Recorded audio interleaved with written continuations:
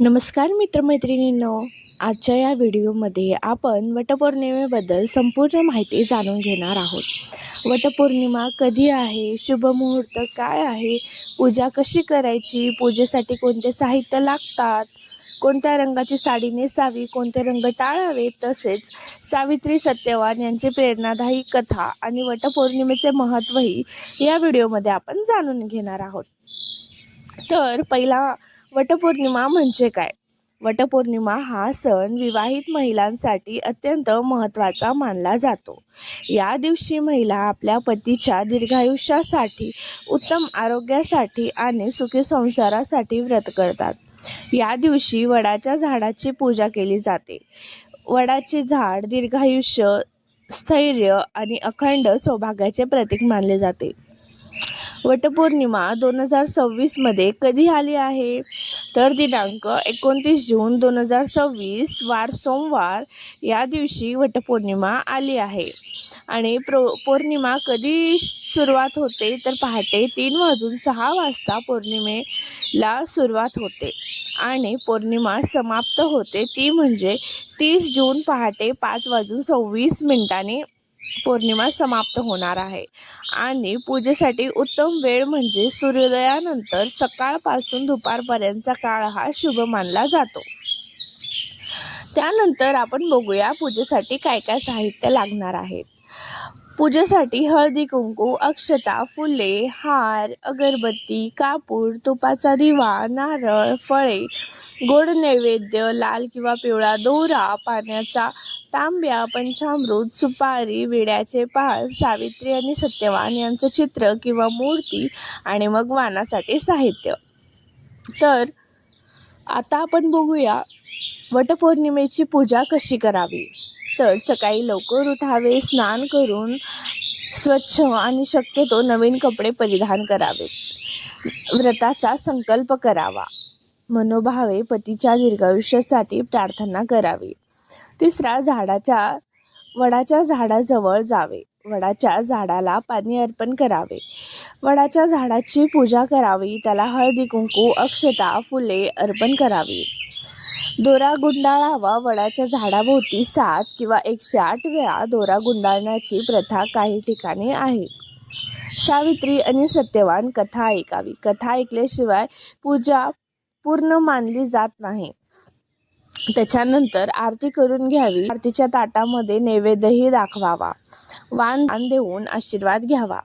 वटपौर्णिमे दिवशी काही रंग आहेत, तर आपण कोणत्या रंगाची साडी नेसावी ते तुम्हाला आता मी सांगते. वटपौर्णिमाला सौभाग्याचे प्रतीक असलेले शुभ रंग आपण परिधान करतो कधीही. तर या शुभ रंगामध्ये येतात लाल, गुलाबी, पिवळा, हिरवा आणि केशरी आणि मरून कलर. विशेषतः हिरवा किंवा लाल साडी सौभाग्याचे प्रतीक मानले जाते. तर कोणत्या रंगाची साडी टाळावी? पूर्ण काळा रंग, पूर्ण पांढरा रंग किंवा मग अतिशय फिकट आणि निस्तेज रंग असे साडी तुम्ही परिधान करू नका, कारण पारंपरिक श्रद्धेनुसार हे रंग शुभ कार्यामध्ये टाळले जातात. आता वटपौर्णिमेची कथा बघूया आपण. राजा अश्वपतीची कन्या सावित्री अत्यंत बुद्धिमान आणि पतिव्रता होती. तिने सत्यवानाशी विवाह केला, परंतु सत्यवानाचे आयुष्य अल्प असल्याचे तिला माहीत होते. एके दिवशी सत्यवान जंगलात बेशुद्ध पडला आणि यमराज त्याचे प्राण घेऊन निघाले. सावित्रीने आपल्या बुद्धिमत्तेने, निष्ठेने आणि पतिव्रतेच्या सामर्थ्याने यमराजांना प्रसन्न केले. यमराजांनी तिला अनेक वरदान दिले. शेवटी सावित्रीने सत्यवानाचे प्राण परत आणले. त्यामुळे सावित्री ही आदर्श पतिव्रतेचे प्रतीक मानले जाते. तर वटपौर्णिमेचे धार्मिक महत्त्व काय आहे? वटपौर्णिमेचे धार्मिक महत्त्व आपण बघूया. तर पतीच्या दीर्घायुष्यासाठी आपण हे व्रत करतो. संसारामध्ये सुख समृद्धी यावी आणि वैवाहिक जीवनामध्ये प्रेम वाढावे, घरामध्ये आपल्या सकारात्मक ऊर्जा निर्माण व्हावी, सौख्य आणि आरोग्य लाभावे आणि कुटुंबातील नातेवाईकांमध्ये सदृढ नातं निर्माण व्हावं, यासाठी आपण हे व्रत करत असतो. व्रत करताना काय काय गोष्टी आपण लक्षात ठेवल्या पाहिजे.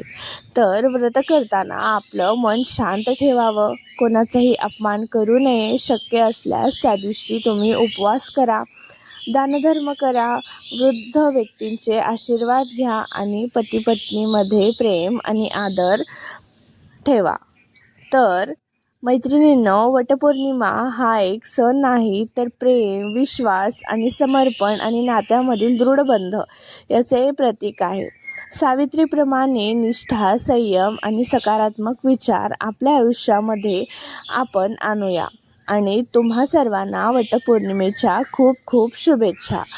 तर जर तुम्हाला हा व्हिडिओ आवडला असेल आणि ही माहिती आवडली असेल तर व्हिडिओला नक्कीच एक लाईक करा आणि चॅनलला सबस्क्राईब करायला विसरू नका आणि बेल आयकॉनही क्लिक करा. तर चला मैत्रिणींनो, भेटूया आता पुढच्या एका अशाच व्हिडिओमध्ये. आणि ह्या व्हिडिओमध्ये तुम्हाला कोणती गोष्ट आवडली आणि तुम्ही कोणत्या रंगाची साडी नेसणार आहे वटपौर्णिमेला, मला ते नक्कीच कमेंटमध्ये सांगा. आणि आता हा व्हिडिओ मी इथे संपवते. पुढचा व्हिडिओ तुम्हाला कोणत्या विषयावर बघायला आवडेल तेही मला नक्की कळवा कमेंट सेक्शनमध्ये.